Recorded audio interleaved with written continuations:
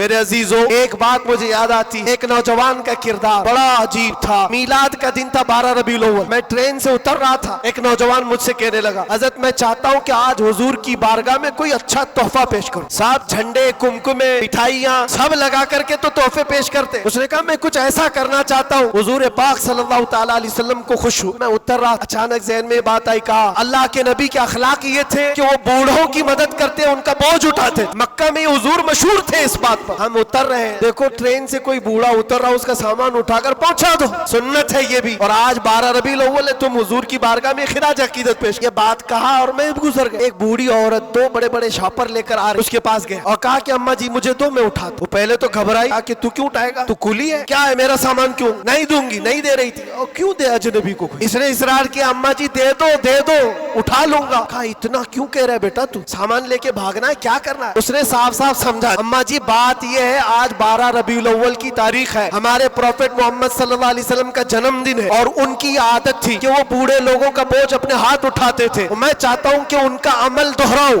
उनके अखलाक पर अमल करूं और मैं उनकी रूह को खुश करूं। बूढ़ी के दिल में बात, ले बेटा तू तेरे नबी की बात कर रहा है, तुम्हारा कोई त्योहार का दिन है, ये करना है तो करो। वो शॉप पर लेकर के गया, उसको जहाँ तक पहुँचाना था पहुँचाया। ये बात आई गई गुजर गई। हम भी तो सोचते हैं कि छोटी सी बात। 6 महीने गुजर जाने के बाद उस नौजवान ने मुझसे कहा कि हज़रत वो बूढ़ी औरत जिसका मैं सामान उठाया, वो अभी राब्ते में, कांटेक्ट में अभी आई और कह रही है कि बेटा 6 महीने गुजर गए, अब तक मैं तेरे नबी का बायोडाटा ही पढ़ रही हूँ, अब तक मैं उनके अखलाक ही पढ़ रही हूँ। क्यों? तेरे उस अमल ने मुझे इतना मुतासिर किया। इस जमाने का कोई जवान, अरे मेरे बेटे मेरे पोते नहीं आए मुझे लेने, किसी और का बेटा मेरा सामान उठा रहा है, इसके अंदर इतना असर कहाँ से आया। और जब तूने बताया तेरे नबी के अमल है, मैंने सोचा कि उस नबी को क्यों ना पढ़ूं। पढ़ते पढ़ते मैं इस मकाम पर पहुंच गई।